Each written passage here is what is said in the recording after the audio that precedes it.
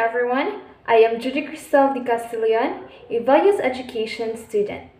And today, I am going to share my reflection and a short summary of all our discussions.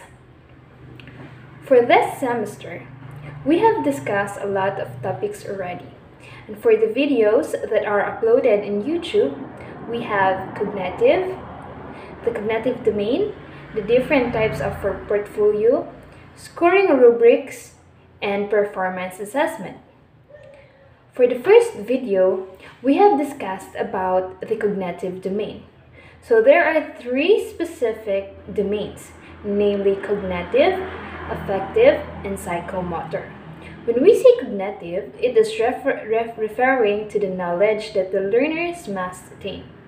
Then we have the affective or the attitude.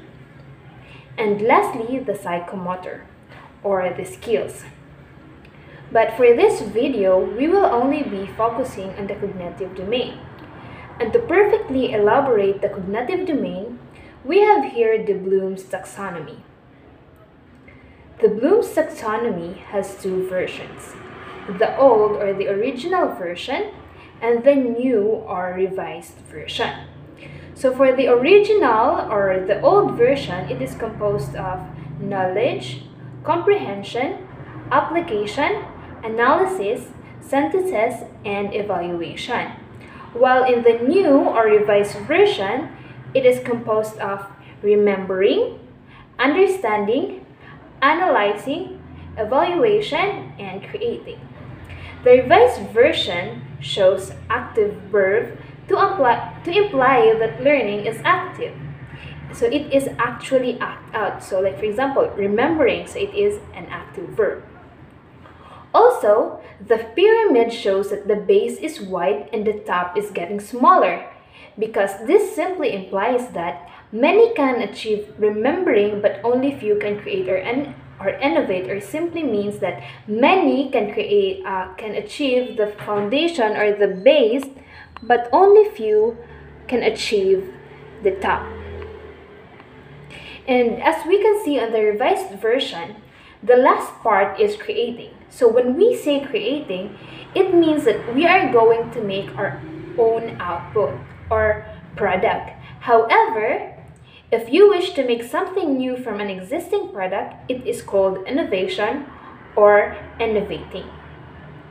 And for the next video, it is all about portfolio. So a portfolio, as it is defined by the speaker in the video, it is planned and systematically technique of collecting and assessing formative and or summative assessments. So a portfolio is a collection of all the academic activities, outputs, and assessment. When I was in high school, we're always required to keep our scores and activities so that at the end of each grading, we are going to comply them. So that is an example of a portfolio. Way back then, I didn't know what's the purpose of those. And talking about the purposes of portfolio, it is for, first, assessing the quality of classwork, learning progress, and academic achievement. Second, it is assessing whether students have completed learning standards or academic criteria. And lastly, the last purpose is assessing students in reflecting on their academic goals and learning progress. So now I have fully understand what portfolios are for, and I can really tell the effectiveness of a portfolio since I myself had actually experienced such. So in overall, a portfolio is an academic archive. It is where you can see all your academic assessments and other academic activities. There are also two major types of portfolio. First is the documentation, and second, the growth portfolio. And when we say documentation portfolio, it illustrates achievement. In the documentation, there are three types of portfolio. Under it is namely celebration, competence, and project.